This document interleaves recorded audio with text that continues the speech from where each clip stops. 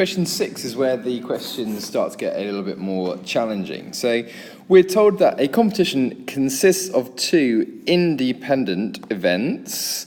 The first one then is shooting at 100 targets, and the second one is running for an hour. We're told that in part A, the number of targets a contestant hits is the S score. The scores are normally distributed with a mean of 65 and standard deviation of 10.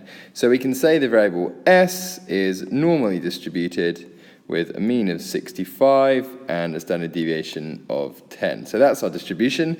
We're then told that a contestant is chosen at random, and we're asked to find the probability that their S score is less than 50.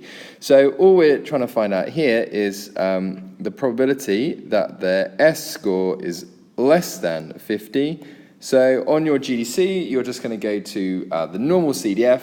The lower bound is going to be the default setting, which is -9e to the 999. The upper bound is going to be 50, and if you do that, you should end up with 0.0668, which is therefore going to give you 6.68%. In part B, then, we are looking at the second event, which is the run. So the distance in kilometers that a contestant runs in 1 hour is their R score.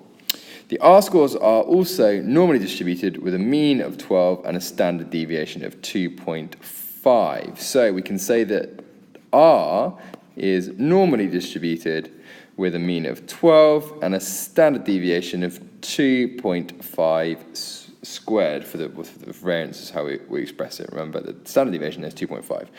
We're also told that the R score is independent of the S score. And crucially, we're told that contestants are disqualified if their S score is less than 50, and, so we can represent that using the intersection, their R score is less than X. And we know that at the bottom here, 1% of contestants are disqualified.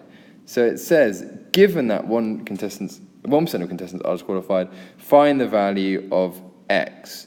So here, we know that the probability of being disqualified is equal to 1% or 0.01.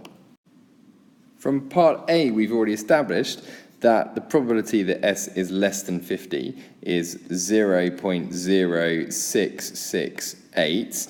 To find the intersection, we know that that's going to be the same as multiplying. So 0.0668 multiplied by the probability that R is less than X is going to equal to 0.01. So we can establish that the probability that R is less than X is going to be 0.01 divided by 0.0668, which is going to give you 0.15 or 15%. So in this context then, if you look at the distribution of R, which is going to be something like this, we know that the mean of R is 12, so this value is going to be 12. So there's going to be some value here, so we can call that X. There's going to be some value here such that the probability of getting less than X, i.e. this area here, is 15%. So this is kind of the opposite way around to questions on the normal distribution that we usually see, in the sense that we've been given the probability and we're asked to find this particular value here. So if you recognize it as the other way around, you can hopefully see that we will be using the inverse normal distribution function on the calculator. So you are going to set the area equal to the area to the left of this value x, which is going to be 0.15. And then you're just going to put in your mean of 12 and your standard deviation of 2.5. And your calculator will come up with a value then for x of 9.4 kilometers. And if you do a quick sense check, if this is 12, it would make sense to be somewhere to the left of here.